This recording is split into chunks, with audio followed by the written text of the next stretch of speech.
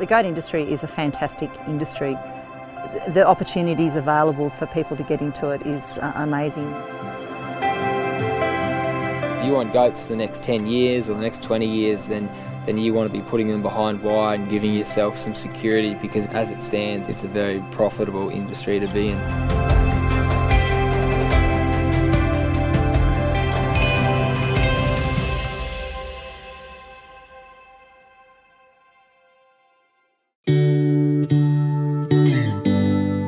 Goats just offer such a great opportunity. There's a real fit for any farmer for running goats. Fits our grazing management, fits our cash flow, and they're very suited to the environment. I think it's just a natural progression. Given the current conditions, with 5 years of drought now, we would not be continuing with a really productive enterprise with just sheep alone.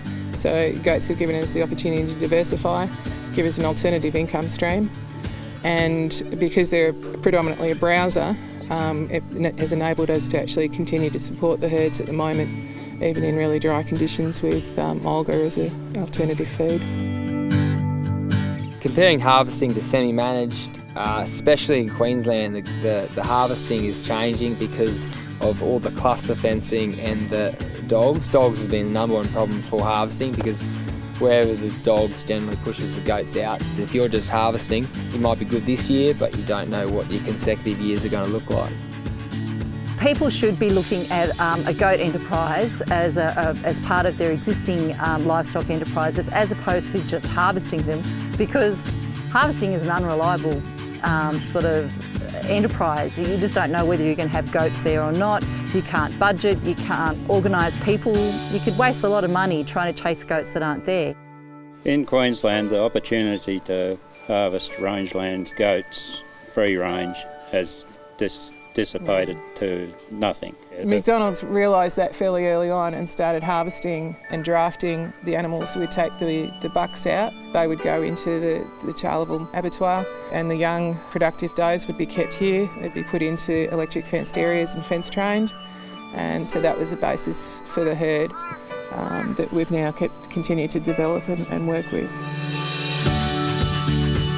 We had a population here, only a small population, and we put them into a heavily timbered paddock where we weren't running many sheep or cattle, and we did quite well out of them.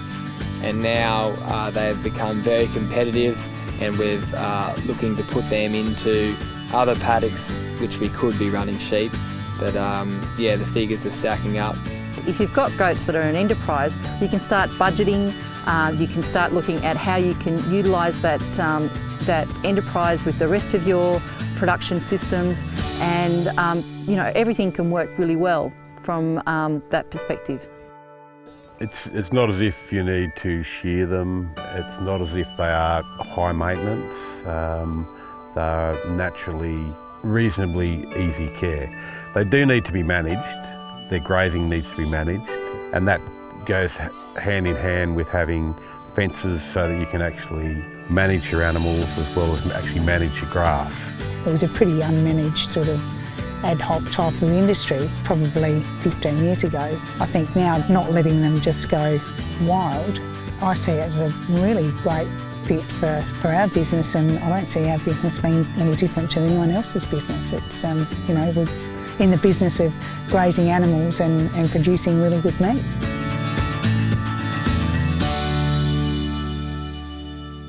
If I had $1 for every time someone said to me, oh, goats, you know, they're as tough as old boots, they'll live on anything and you can do anything to them, they'll survive. Really, it's a crock. I tell you, because it's just not true. The industry is mostly about myths, unfortunately, and the myths keep going around and around and around. We've just got to grow out of that, I think.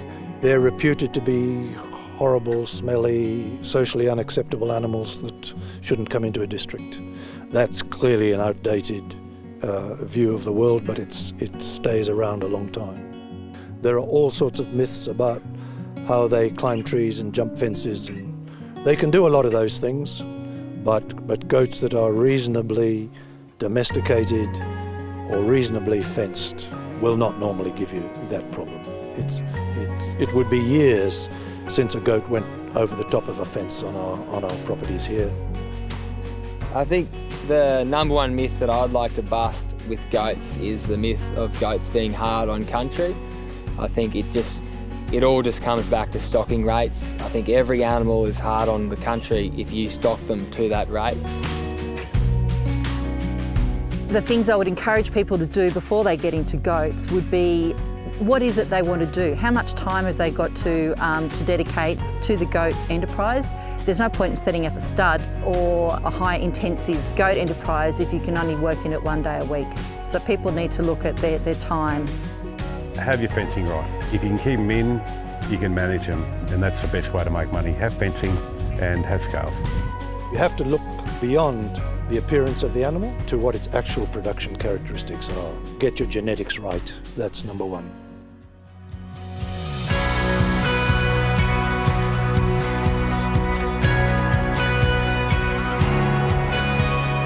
There's a lot of large-scale goat operators out there who are very happy to talk to you. I've got a few contacts and people that I've spoken to, and they've been great in terms of offering advice, give you their opinion, and that opinion I can hold in pretty high regard because they've been there and done it before me, so it's been really good.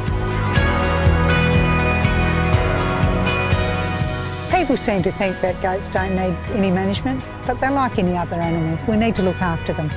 They're part of the landscape, part of your total grazing pressure, and not just feral to be let go and run wild and cause drama.